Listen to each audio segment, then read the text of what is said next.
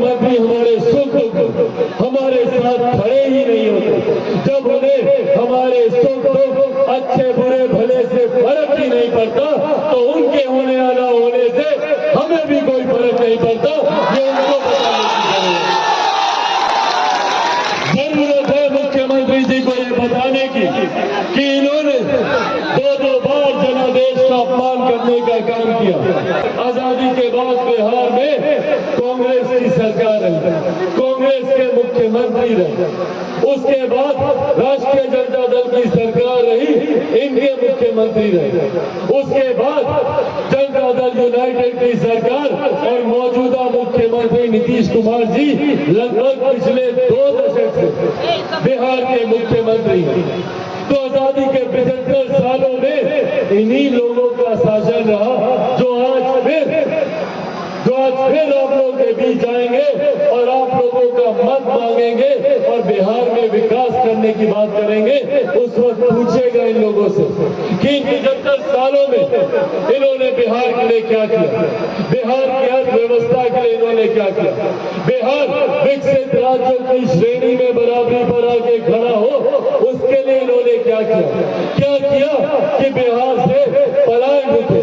आज भी बिहार के युवा दूसरे प्रदेश जाते हैं शिक्षा रोजगार के लिए, और दुख इस बात का होता है कि वहां पर उन्हें अपमानित किया जाता है, उन पर लाठियां चलाई जाती है, बिहारी बोलकर उन्हें गाली दी जाती है।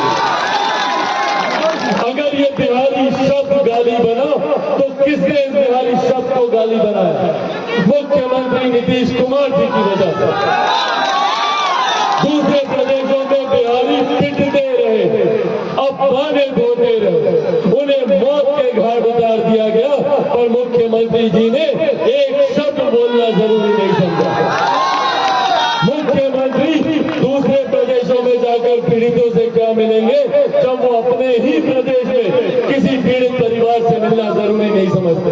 बिहार में बड़ी से बड़ी घटना घट जाए, मुख्यमंत्री नहीं जाता, बड़ी से बड़ी हत्या हो जाए, मुख्यमंत्री नहीं जाता, बिहार के जवान शहीद हो जाए, उनके परिवारों से मिलने नहीं जाते, जहरीली शराब पीने से हत्याएं हो जाए, उन पीड़ित परिवारों से मिलने मुख्यमंत्री नहीं जाता।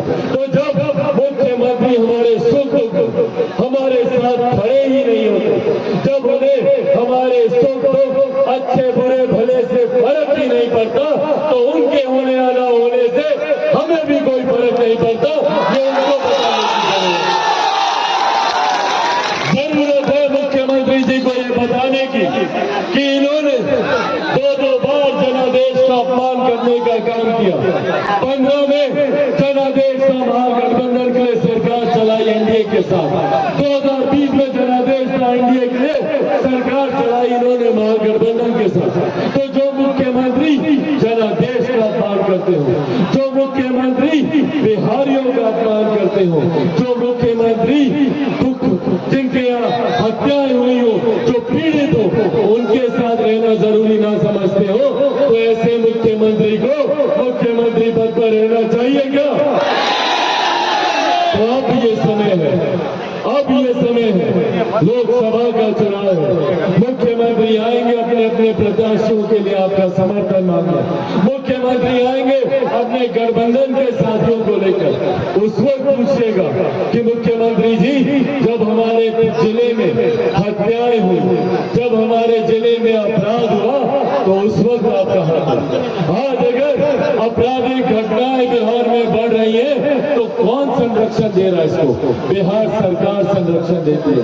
आज अगर अपराधी खुलेआम बिहार में हत्या, लूट मार, अपहरण, डकैती जैसी घटनाओं को अंजाम दे रहे हैं, तो उसको संरक्षण देने वाला और कोई नहीं, यही बिहार की महागठबंधन सरकार है, यही मुख्यमंत्री नीतीश कुमार है।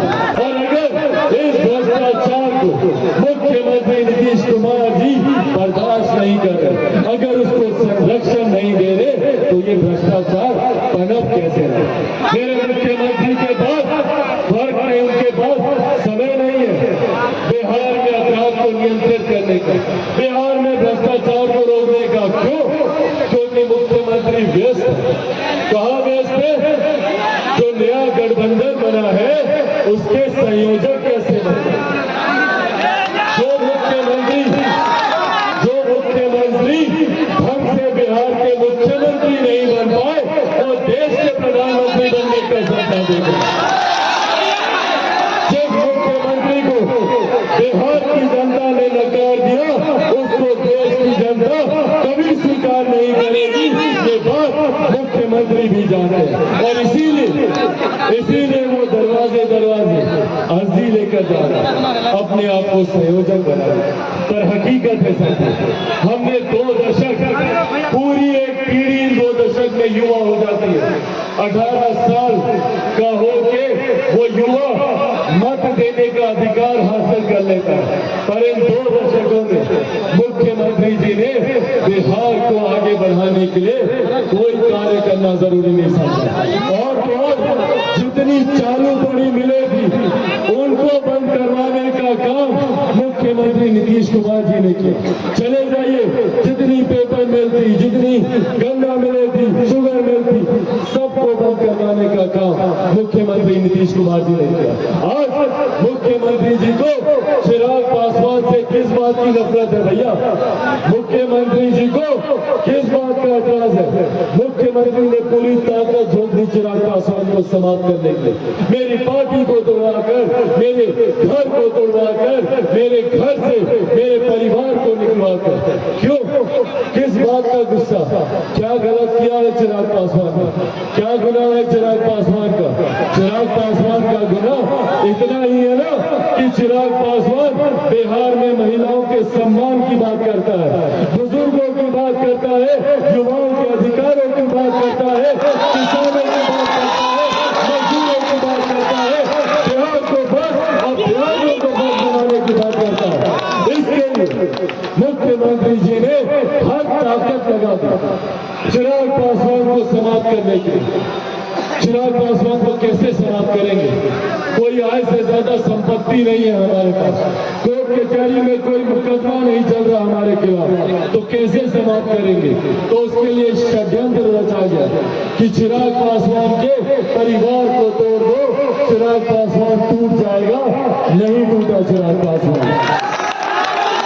फिर षड्यंत्र रचा गया कि चिराग पासवान की पार्टी को तोड़ दो, चिराग पासवान टूट जाएगा। नहीं टूटा चिराग पासवान।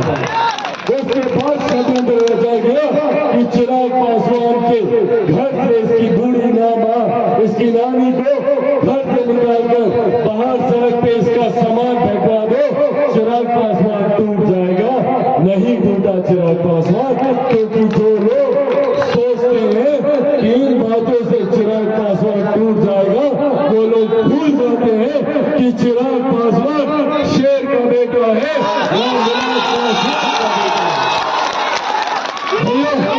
ना टूटने वाला हूँ ना झुकने वाला हूँ। और डरता तो भाई मैं किसी से नहीं हूँ, जितनी ताकत आजमानी है सर पर कफन बांध के निकला हूँ कि जब तक बिहार को विकसित राज्य नहीं बना दूंगा तब तक मैं भी चैन की सांस नहीं लूंगा। ये वादा आपको मैं बिहार फोर्स और बिहारी फोर्स पर मैं जानता हूँ कि अकेला चिराग पासवान कुछ नहीं कर सकता। मुझे जरूरत है आप सबके साथ की, आप सबके सहयोग की। मैं चाहता हूँ कि आप सब चिराग पासवान बनकर गांव-गांव जाकर, घर-घर जाकर बिहार फोर्स और बिहारी